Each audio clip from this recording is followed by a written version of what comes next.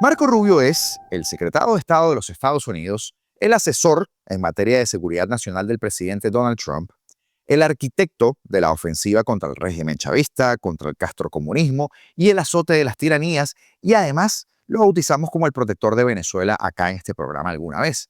Pero ¿saben qué más es el día de hoy? La figura clave en una lista de testigos de un caso en Miami vinculado al régimen de Maduro. ¿What? Ya se los voy a explicar. María Corina Machado expuso cuál es la estrategia de Donald Trump con el régimen chavista y además mostramos las primeras imágenes de su llegada a Chile. ¿Se acuerdan de las palabras del nominado a ocupar el cargo de director del Departamento de Seguridad Nacional, Homeland Security, o sea, el sustituto de Kristi Noem, sobre recuperar la democracia en Venezuela?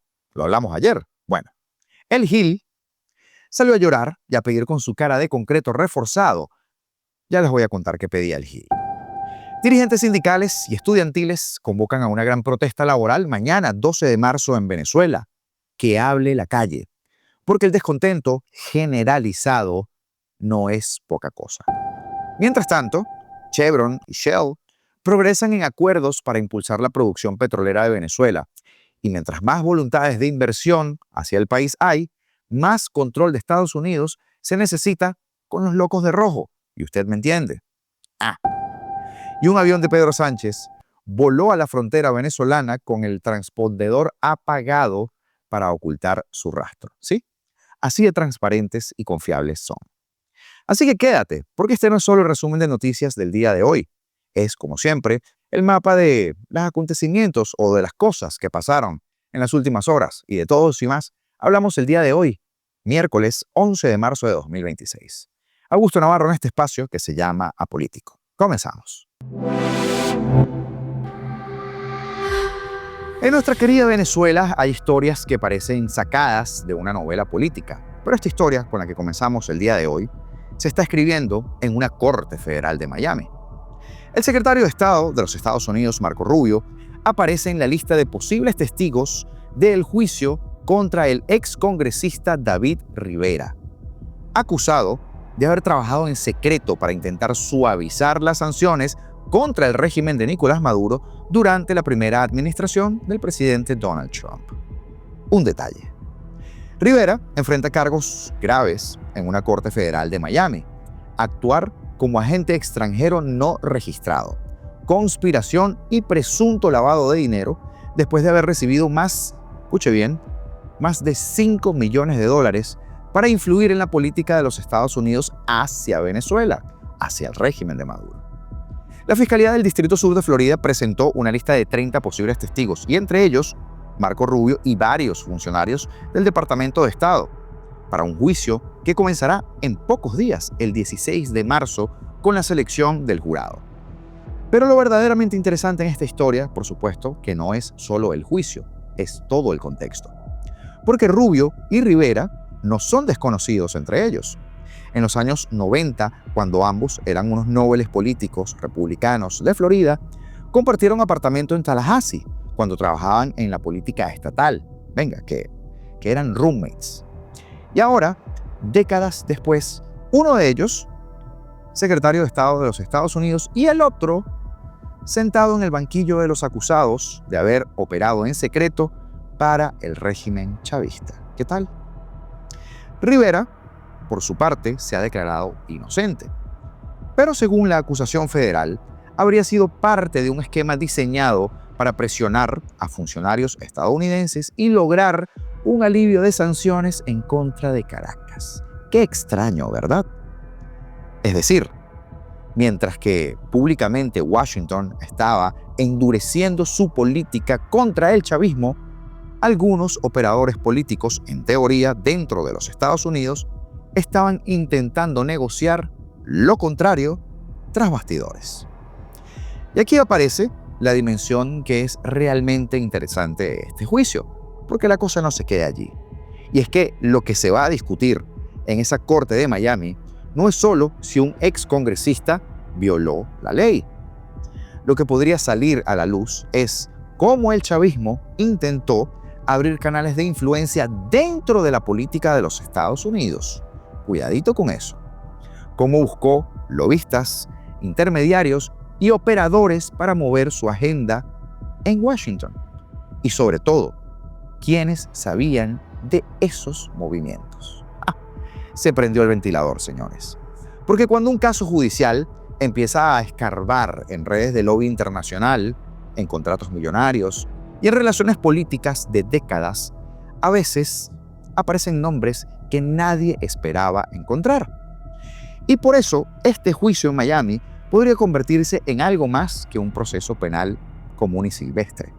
Podría terminar revelando hasta dónde llegaron las tentativas del chavismo para comprar influencia en Washington. Este tipo de operaciones, por supuesto, que no son nuevas, usted lo sabe. Durante décadas, distintos gobiernos y regímenes han intentado contratar firmas de lobby en Washington para influir en decisiones del Congreso o del Ejecutivo. Pero ya va. La diferencia es que cuando esas gestiones se hacen en secreto, sin registrarse como agente extranjero, se convierten en un delito federal bajo la legislación de los Estados Unidos. Por eso, el juicio que comienza este 16 de marzo en Miami puede tener implicaciones que van mucho más allá que el destino personal de Rivera. Porque cada documento que sea presentado, cada contrato que sea analizado y cada testimonio que se escuche allí, en esa sala, podría revelar cómo funcionaban estas redes de influencia. Y aquí aparece un nombre que inevitablemente ronda todo este tipo de investigaciones. Usted se lo debe imaginar, el empresario Alex Saab, considerado por Washington uno de los principales operadores financieros del chavismo durante años. Las autoridades estadounidenses han sostenido que Alex Saab fue clave en la creación de este tipo de estructuras empresariales y financieras que han sido utilizadas para mover recursos del régimen venezolano, recursos de los venezolanos, por distintos países, evitando sanciones internacionales. Si el chavismo fue capaz de construir redes financieras de ese tamaño para mover dinero por el mundo, ¿a quién le extraña que también hubiera intentado construir redes de influencia política dentro de Washington? Y eso es precisamente lo que este juicio puede empezar a revelar en muy poco tiempo. Porque cuando un caso judicial abre la puerta a investigar estos contratos, las transferencias que se hicieron, las consultorías políticas que diría Zapatero y los contactos en el poder, a veces lo que parece no es solo un intermediario aislado, aparecen varias cosas, aparece un sistema completo. Un sistema diseñado para comprar tiempo, como ahorita está haciendo Delcy, para influencia o para oxígeno político, mientras que el régimen de Caracas mantenía el poder. Y más de uno en la política estadounidense puede estar poniéndose nervioso en este momento, porque podrían haber más implicados, ¿verdad? A mí se me ocurre un nombre, el nombre de un normalizador de origen latinoamericano del régimen, un normalizador del régimen, que tenía un alto cargo en la asesoría de la administración Biden. ¿Quién será? Porque si el dinero de un régimen autoritario entra en el círculo del lobby de Washington, que no es poca cosa entrar allí, la pregunta nunca es si alguien lo sabía. La pregunta, señores, la verdadera pregunta es ¿cuántos lo sabían? La líder de la oposición democrática de nuestro país, María Corina Machado, reiteró que en el proceso de transición política de Venezuela, o que el proceso de Venezuela en la transición política ya comenzó, y evaluó ese panorama nacional a 2 meses y pocos días de la captura gloriosa de Nicolás Maduro. Durante una entrevista concedida al diario chileno La Tercera, la dirigente analizó los recientes movimientos geopolíticos y el futuro de figuras que aún se mantienen en el poder en Caracas y que todos nosotros queremos ver bien fuera. Al ser consultada sobre el reciente restablecimiento de relaciones bilaterales entre la administración del presidente Donald Trump y el renovado régimen chavista, liderado ahora por la interiana Delcy Rodríguez, María Corina desestimó que esta medida represente un obstáculo para las fuerzas democráticas. Por el contrario, interpretó que ese acercamiento diplomático es una estrategia de presión directa. Estados Unidos está utilizando al propio régimen para desmontar buena parte de su estructura represiva, criminal y de corrupción. Eso es lo que está ocurriendo, afirmó María Corina de manera categórica. Frente al futuro político y judicial, cuidado con esto, de dirigentes como la propia Delcy Rodríguez o Diosdado Cabello, preguntas que todos nosotros nos hacemos, María Corina ratificó su disposición a facilitar una salida pactada que evite mayores conflictos en la nación. No pegue el grito al cielo todavía, ha dicho textualmente. Idealmente, debemos avanzar en una transición negociada. Nosotros hemos hecho suficientes y múltiples e inequívocas expresiones públicas y privadas de estar dispuestos a avanzar en un proceso de transición donde aquellos que faciliten y contribuyan con esa transición con mayor celeridad, orden y paz puedan tener ciertas garantías. Además, advirtió que colaborar con ese proceso es por el propio bien de ellos, de los oficialistas. En medio de ese escenario de cambios, Machado también destacó los niveles de cohesión social alcanzados por la ciudadanía frente a la crisis e insistió en la inminencia de un proceso electoral transparente. La dirigente se mostró confiada en la capacidad de la población para decidir su destino. Los venezolanos vamos a elegir en quién confiamos sin restricciones, sin límites y sin persecución. Si lo hicimos, o si hicimos lo que hicimos bajo el régimen de terror de Maduro y ganamos con casi el 70% de los votos sin que pudieran votar, por ejemplo, los venezolanos que estamos afuera, imagínate lo que viene ahora, expresó María Corina al diario. También relató los riesgos que enfrentó al salir de Venezuela en la clandestinidad para recibir ese Premio Nobel de la Paz en Oslo en diciembre de 2025, un galardón que, por supuesto, recordará usted, dedicó a la valentía de sus compatriotas. Era evidente que si el régimen me detectaba y me agarraba, podría hacer cualquier locura, confesó María Corina, horas antes entonces de emprender su viaje a Santiago de Chile, donde asistirá al cambio de mando del presidente electo José Antonio Kast y sostendrá un encuentro importante y esperemos masivo con la diáspora venezolanos. Y por cierto, ya tenemos las primeras imágenes de este viaje de María Corina.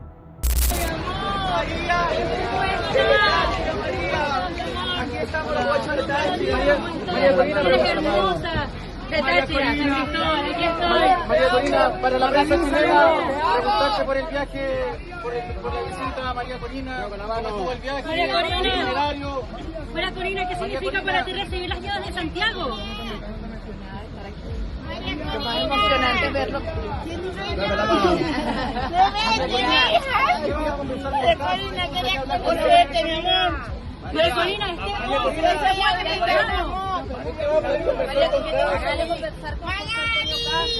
Saludos, Magalí. Pancho tenía saludos para la prensa chilena. Tiene varias actividades. Señores, estamos en un momento decisivo en nuestro futuro como país. Y si tú, que me estás viendo, estás en Chile y eres venezolano, específicamente si estás en Santiago, haz acto de presencia mañana 12 en la concentración. La inacción no es una opción para nosotros, los que enfrentamos en todos los campos al chavismo, que busca a su vez desesperadamente sobrevivir. Que no se te olvide. Y recuerdan que en los directos les vengo hablando del descontento del ciudadano en Venezuela, ¿verdad?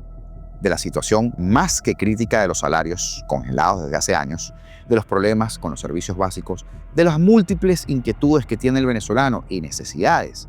Bueno, la dirigencia sindical y estudiantil de la Universidad Central de Venezuela, la principal casa de estudios superior del país, convocó ayer a una gran protesta el día de mañana jueves para exigir ante el Parlamento un aumento de salarios y pensiones que están congelados desde 2022 en 130 bolívares, unos 30 centavos de dólar al mes con el cambio del día de hoy.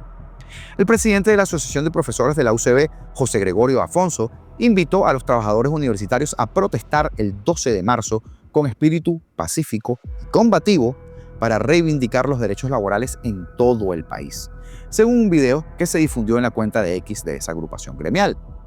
Indicó que en Caracas, donde está el campus principal de la Casa de Estudios, los trabajadores marcharán en el oeste de la ciudad desde la sede de la Defensoría del Pueblo hasta el Palacio Federal Legislativo, sede de la Asamblea Nacional Chavista. Y repito, para que no agarre de sorpresa a nadie, desde la Defensoría del Pueblo hasta el Palacio Legislativo, mañana 12.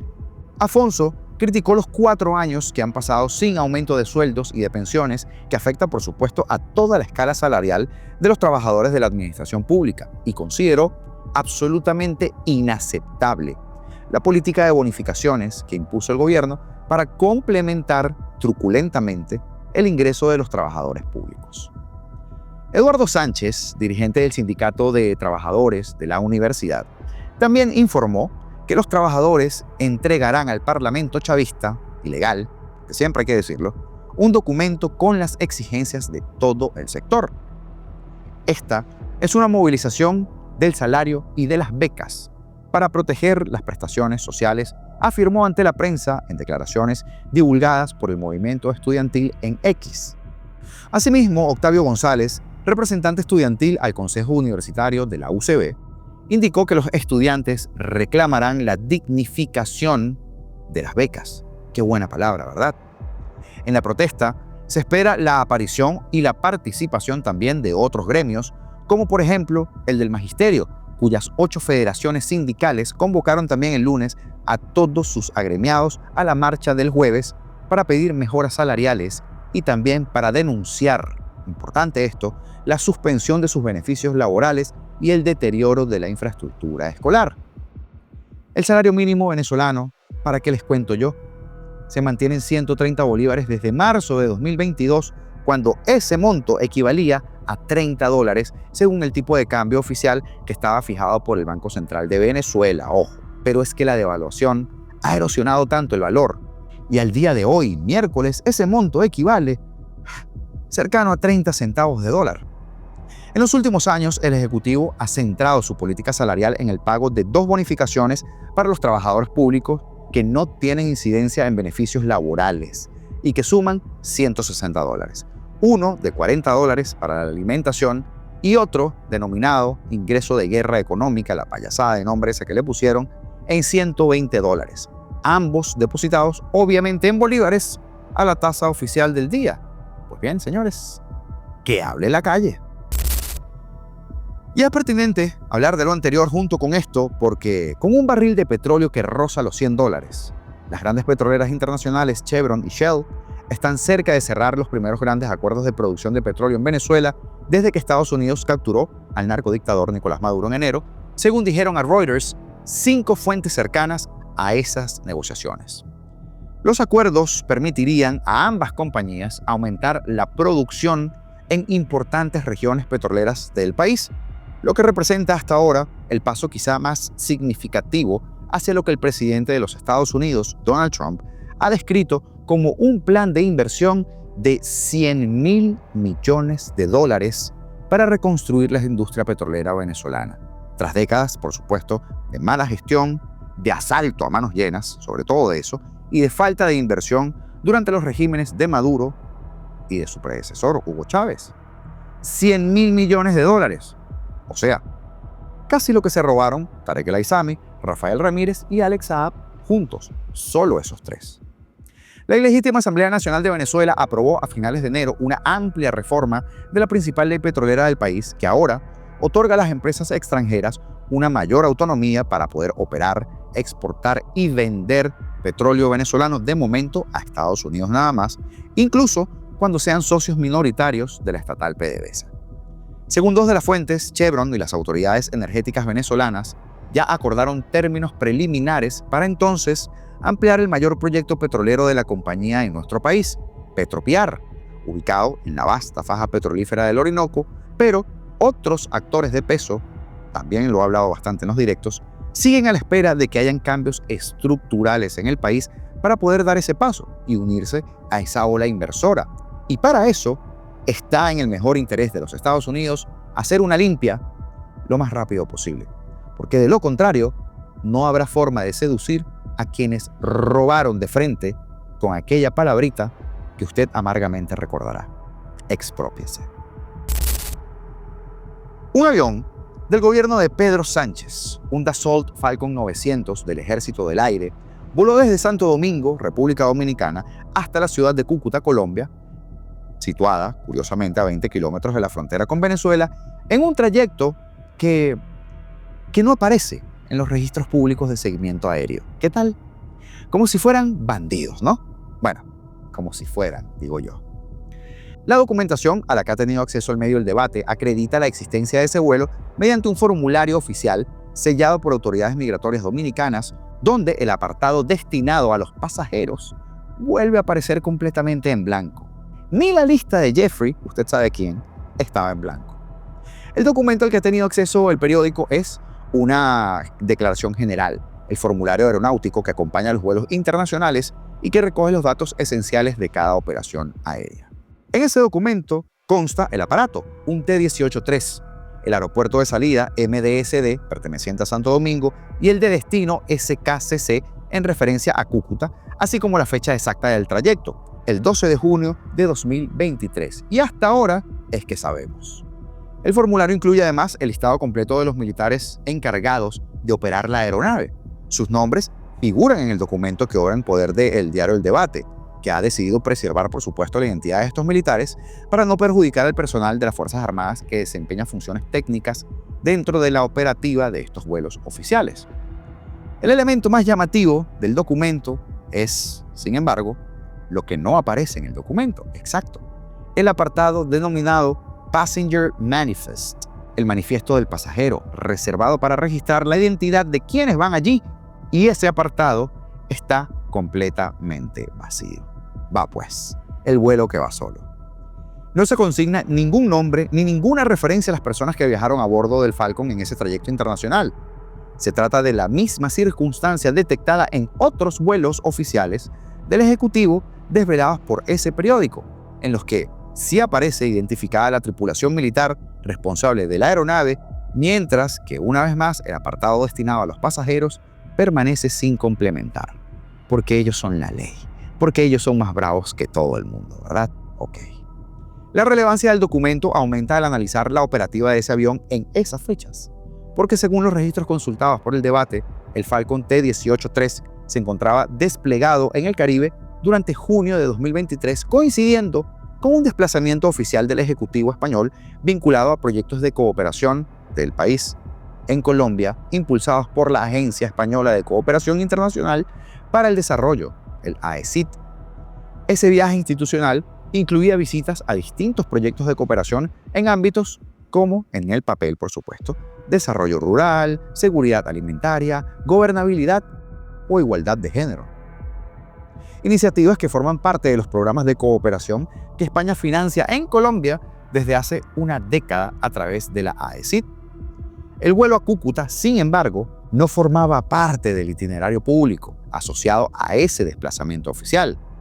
Y las dudas aumentan al examinar las características del trayecto, porque usted sabe que la ciudad colombiana de Cúcuta, capital del departamento de Norte de Santander, se encuentra en plena frontera con Venezuela. El aeropuerto internacional Camilo Daza está situado a apenas 20 kilómetros del principal paso fronterizo con la Venezuela de Nicolás Maduro para ese entonces. Tampoco se sabe el motivo del desplazamiento ni el tiempo en que permaneció ese avión en tierra, porque no aparecen reflejados en ese documento al que ha tenido acceso ese periódico. Tampoco figura quién viajó a bordo del Falcon ni cuál era el objeto concreto de la operación realizada ese día. Y otro elemento que añade interrogantes al episodio es que el trayecto Santo Domingo-Cúcuta tampoco aparece registrado en las plataformas civiles de seguimiento de vuelos que rastrean los movimientos de las aeronaves del 45 Grupo del Ejército del Aire, la unidad encargada de transporte de autoridades del Estado, y repito, autoridades del Estado regularmente. Investigación de Alejandro Trambasaguas, que seguramente seguirá tirando de la manta, y ya sabremos que querían esconder estos capullos. Para cerrar, el infame canciller de la dictadura, Iván El Gil, saliéndose del guión dictado por Washington. ¡Ay, Gil! Este pretendió ser un diplomático normal de un país normal y pidió a Mark Wayne Mullin borrón y cuenta nueva y evitar críticas públicas. Esto tras las declaraciones de que Venezuela necesita elecciones y un gobierno democrático, mientras que el funcionario norteamericano se prepara para dirigir el Departamento de Seguridad Nacional de los Estados Unidos. Es que hay gentecita muy osada, ¿verdad? Bueno, el Gil volvió a tirar de la épica chavista que quedó en ridículo el 3 de enero, cuando cerró su mensaje diciendo: Venezuela siempre estará dispuesta a defender su autodeterminación, con la misma firmeza con la que defiende o con la que tiende puentes de diálogo. Que alguien le recuerde al impresentable del Gil que el 3 de enero la autodeterminación fue esconderse y quedarse en la casita mientras que se llevaban al narcodictador. Y que ninguno de nosotros está por la labor de pasar la página, Iván Gil, el Gil, a 3 décadas de horrores de tu aparato chavista. ¿Verdad que usted no va a pasar la página? Estados Unidos sigue patrullando con intensidad las costas de Venezuela. La llamada de Trump a María Corina, la visita de Trump al arepazo en el Doral, el dardazo de Mark Wayne Mullin por el que Iván el Gil anda lloriqueando, y también la última actualización del caso de la aerolínea española Plus Ultra es parte de la información que te dejo en este video que está por acá. Esta tarde, señores, estaremos conversando con Juan Pablo Guanipa en nuestro directo. ¿Te lo vas a perder? Yo espero que no. 6:30 de la tarde y creo que arrancaremos a golpe de 6. Libertad o nada, porque seremos libres.